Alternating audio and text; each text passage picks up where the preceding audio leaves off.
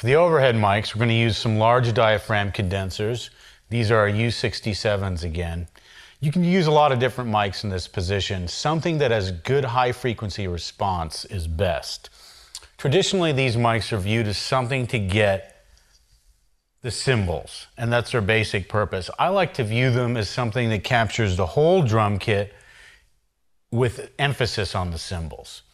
So what we're going to do is put these cardioid microphones in a spot where they get the cymbals and the kit in a balanced fashion. So we'll put this one over here on the outer edge of this cymbal, facing straight down, cardioid pattern. We're going to capture this cymbal and then all of this other stuff. Pad is in. Next, we'll take our other cardioid microphone, our other U67, bring it on in. For this, you'll want to use as close to a matched pair as possible. Small diaphragm condensers work great. If you're having a lot of ruckus in the room, a lot of reflections, get a small diaphragm, a little bit tighter polar pattern. They'll help cut that out.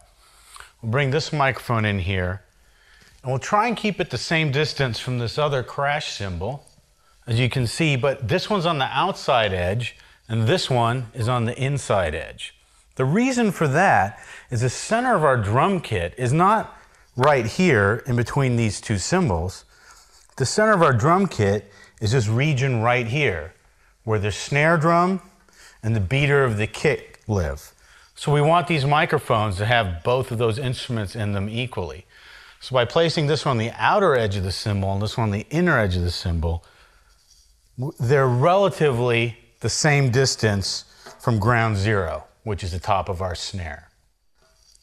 We're going to get a balanced sound of the kit, and we're going to get some awesome cymbal sounds in these microphones.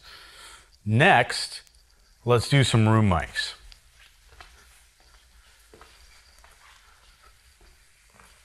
This is an old tube microphone, a wonderful, warm, slightly distorted sound. And we'll stick that in front, get a little bit low, and this is for the, we'll fire it a little bit above the kick, but this is to get the warmth of the kick. We'll let the sound develop from the kick and the snare drum. This is a great microphone. It's a great microphone to use soloed if you want to get a loop for a section, or if you want to just get a little a fill, an interesting sound on a fill. You can turn on in the mix only this microphone. It's killer. We're going to compress this microphone pretty heavily. Next, we'll do some close rooms.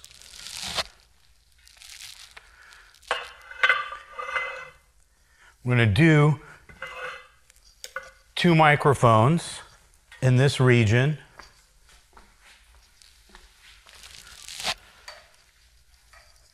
Close in, above the kick drum. So we're not getting just kick drum, we're going to try and get the whole kit. Kind of like the overheads, but without an emphasis on the cymbals. And what we're going to do is we're going to try and get a really strong stereo image from this. And we're going to do that using an XY setup. Stick this mic there. Sensitive area is here, it's facing that way. Put this microphone over here, like that. Sensitive area is facing that way. If you pan these 2 microphones wide, the middle of the sonic picture is going to be here. You can, generally you put these at a 90-degree angle, but you can vary it depending on how wide or how narrow you want your setup. I like 90 degrees. And these will have less cymbals. If the drummer has a cymbal right here, as some tend to do, bring this back and down. You'll get less of the snare, but you'll still get a wide picture of the drums. But for the really wide picture of the drums, we're going to go to our far rooms. And even though we use the word far room, it's been my experience, they don't have to be that far away. A lot of people like to put them at the opposite ends of the room. To me, that gives you too much delay. You want to have them in the middle of the room where they get the reverb and the reflections from the room. My favorite mics for this are, of course, old ribbon microphones. They're dark and they're warm. Your enemy in the room mic are the cymbals. You're getting enough cymbals to all these other mics. You want to hear the warmth of the kick drum, the snare, and the toms in the room. So I'll use a nice dark microphone like the 44, and I like to put it, depends on your room of course, get a good stereo image. We'll lift it up. I like to put it about head high and point it right at the snare and the kick drum. And we'll do another one on the other side. Same deal. Right at the snare, raise it up a little bit higher. And these will sound big and bombastic. And they'll give you the effect of space. And they'll give you the effect of natural reverb.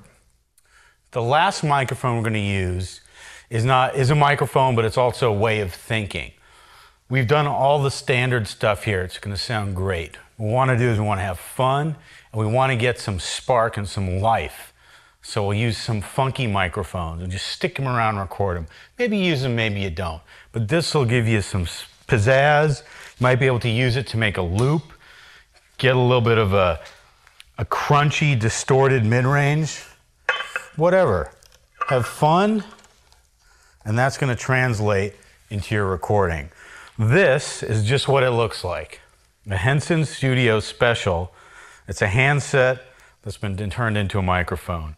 It sounds really thin and really distorted and really wonderful. And I'm going to aim it right in here like that, right at the snare drum, right where the kick beater is. And I'll add that into the mix a little bit. All right, now we got some mics set up. We're ready to hear these drums, and we need a drummer. Coming to join us will be Keith Crutchfield, old mate of mine, brilliant drummer for a great band that I've been working with called Ride on Rides. Gonna help us out and hit some drums? Hey, Chris. How you doing, mate? Thanks, bro. Thanks for helping me. So, everything good? Is this your setup? This is it.